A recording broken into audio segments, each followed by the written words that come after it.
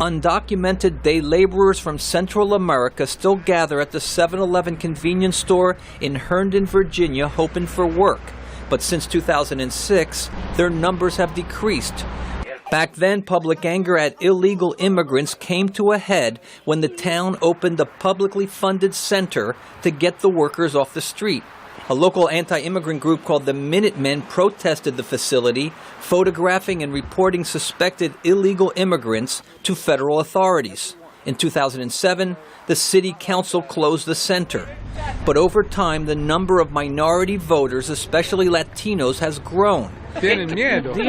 Cesar del Aguila is chairman of the Fairfax County Democratic Party, which covers Herndon.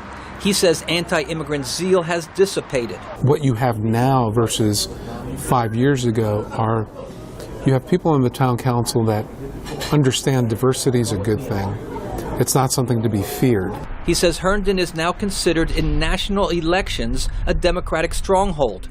But Herndon's Virginia state delegate, Republican Tom Rust, is also courting the Latino vote and recently sponsored a bill to allow undocumented immigrants who came when they were children to attend state universities and colleges. We do have a large immigrant population in Virginia, a large immigrant population in our population centers.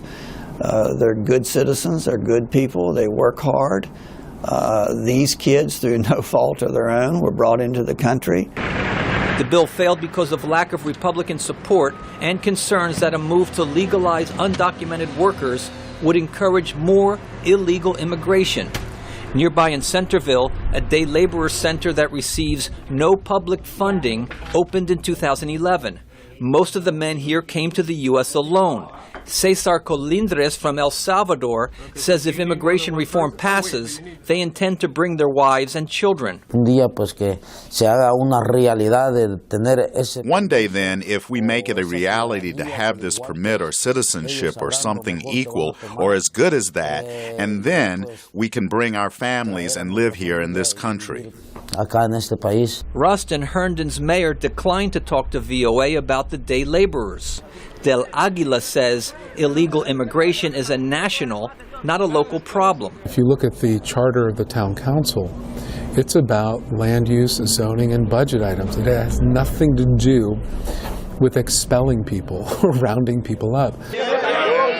While there is growing support for the bipartisan reform proposal in Congress, in Herndon, there is concern that a key component of that legislation, giving legal status to millions of undocumented workers, could again spark division. Brian Padden, VOA News, Herndon, Virginia.